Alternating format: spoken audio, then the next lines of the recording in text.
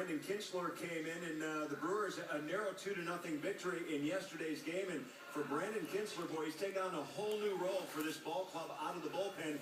And for more on what he's been able to do, let's send it up to our game announcers now. B.A. and Rock, guys, how you doing today? Doing great. I feel like this is a day that is meant for Jerry Augustine. This is a day about pitching based on what we have seen recently. And these guys talked about Gallardo and how good he was. And I think Brandon Kintzler was the one who really set the tables for the Brewers from the mound as he bridged the gap between the closer Henderson and Gallardo. And he now has 17 consecutive scoreless outings. This has been an incredible story brewing for the Brewers in the pen. And it's never really been a case with Brandon Kintzler whether he can throw and how good his stuff has been. I mean, he can dominate. The problem for Kintzler throughout his career is staying healthy. It seems like every year something going on with him. You know, the Brewers picked him up from the Northern League. He was from St. Paul Saints. They gave him an opportunity. Still a young guy.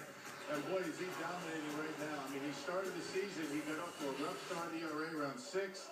But since that time, he has been tremendous. I mean, throwing his fastball, something on it with good movement, getting ground ball outs. He came in a tough spot yesterday and was able to get the Brewers out of a tough inning. But all of a sudden, elevating himself from a guy that Ron Rennick was figuring out ways to get him innings early in the season to this setup man for Jim Henderson. He's been very good and very consistent since about the first month of the season. So the Brewers very happy that not only has Kintzler been able to stay healthy all year long, and knock on wood when you say that, but the way he's been dominating hitters this year. Yeah, he's a fascinating story. He's a guy that, as Rock mentioned, came through the independent leagues. He actually ran an independent league organization. He was part of the front office, just working there between seasons. And then, of course, the injury had the nerve issue that was causing a lot of problems. You didn't know how much he was going to be able to get out of his career, Craig and Augie. And he's a fascinating story. The Brewers are full of them in that bullpen, and it's not just Kintzler, but the guy that he sets up for in Jim Henderson, and those two have been quite the combo for the Milwaukee Brewers this year. Yeah, who would have thought even a month ago that would be the 1-2 punch for this Brewer bullpen right now.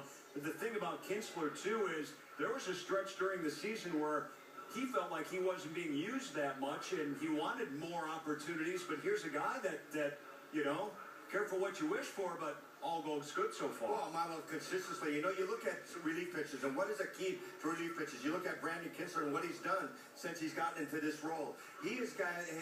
You look at some things you. It's the number of runners you inherit that you allow to score. You look at Brandon Kintzler, and he's had 18 runners on base. Only 3 have scored. Very key. Another thing, he has faced 51 first hitters at the plate. He's gotten out 38. This is a guy who comes in the game, throws strikes, gets ahead of hitters, and he's been throwing the ball very well. All right, the guy he's setting up, Jim Henderson, B.A. mentioned his name. He has been flawless out of the bullpen since Francisco Rodriguez was traded away 8 for 8 to save opportunities. Got another one yesterday, 3 consecutive strikeouts. Oh, he's just been great out of command. He's another guy that comes in throwing strikes. What makes Jim Henderson great is he comes in throwing strikes. The one thing he'll do, he'll go and he never goes beyond that 2-ball count without getting even. He stays away from 3-ball counts, gets ahead of hitters, and what he's done lately, he's been commanding both sides of the strike zone with his good fastball, elevating it, and he's had a devastating slider. All right, let's welcome in Sophia Minter now to continue our talk on the bullpen. And Sophia, the bullpen has enjoyed, for the most part this season, a large amount of success. The interesting thing is the roles of the players have changed along the way, as we're talking about. Well, absolutely, and for as problematic as the bullpen was for the Brewers last season, they have been just as good this season. And like you said, they've done it changing roles. I mean, starting the season, John Axford is the closer, Francisco Rodriguez, now Jim Henderson. And Ron Rennick spoke with us earlier this morning how Brandon Kintzler and Jim Henderson in particular have taken control of those high leverage roles. I think they've done a great job with it. But on our part, it gets really difficult when you're missing that one arm.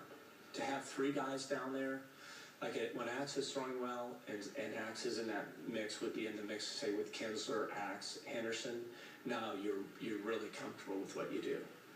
When you have 2 guys throwing well, it changes that. And it gets, you know, all of a sudden Henderson is getting 4-out saves. Kintzler, we're bringing him in for 2 innings instead of 1. So you have to do things differently. When we had Henderson, Axe, and Frankie all throwing well, if your starter goes 6 innings, you feel like you're going to win the game. And that's what a huge advantage to have. So now we're trying to You know, we're trying to get Axe back for one, throwing well, and once we get him back, this will go a lot smoother. Those guys are doing a great job. Renicky went on to say, Axford and Gonzalez, he has seen good progress from them lately. They hope to get them back to where they were earlier this season, but the way Kintzler and Henderson are throwing the ball, the team is a perfect when leading after 8 innings, so they are certainly shutting down the door late in games, Craig. Absolutely, Sophie, and it is kind of fun to watch these guys change roles and be successful at the same time. And I think more importantly at this point, Augie, you're still building with young guys that you have contract control over for several years. And that's so important. You got guys who can go out there and do it. And one thing about this bullpen is the versatility.